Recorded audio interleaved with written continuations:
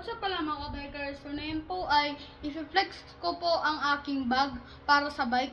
So ipapakita ko po ang ano ko po. So kung gaano po na cash and tiro na aking mga bagay na pupunta po kami sa Busay sa Sabado, ganyan. Yan o.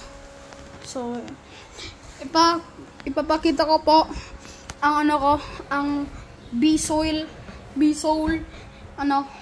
bag para sa bike. Yan. Meron po tayo dito Mentos para kung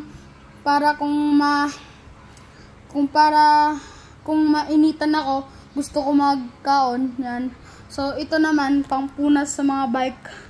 Pangpunas sa bike kung madumi para maging maangas. Tapos ito naman ang aking wallet. So yun, may keychain pa po yan. So ang laman pala po ito ay may mga 5 Gs, 20 na buo, tapos piso. Tapos dito naman po may 200, may doon na 50, tapos na 20. So tignan na, tapos ito din na po na cellphone ko. Yan, medyo malaki-laki na din po ito. Yan. So babutang ko po kayo dyan. So ayun pala. Yan.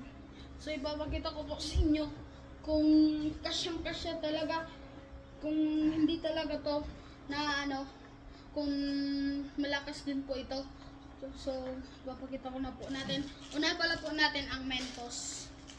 Yan. Tapos ito naman pampuna sa bike kung madumi. Tapos ito naman po ang wallet ko. Yan.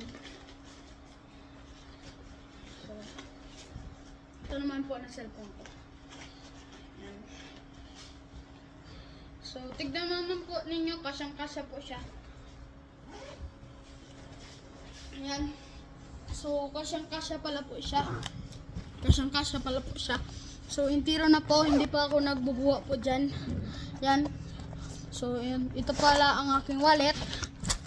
Ito pala ang aking punas. Ito pala ang aking cellphone. Ito pala ang aking mga Mentos.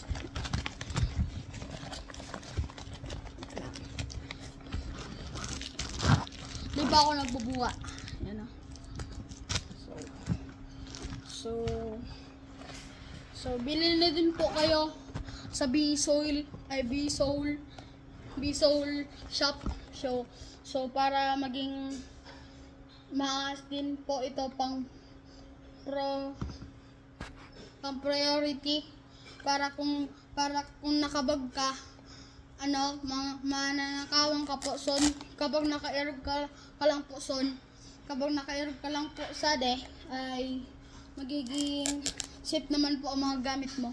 So ito din po para sa frame pala po yade. Yan. So water resistant pala po ito, water resistant. So kung bumili na lang po kayo sa B-Soul na lang po kayo bibili, kasi di pa pala ako maara magpa-deliver. So ayun pala. So yun lang po. Bye bye.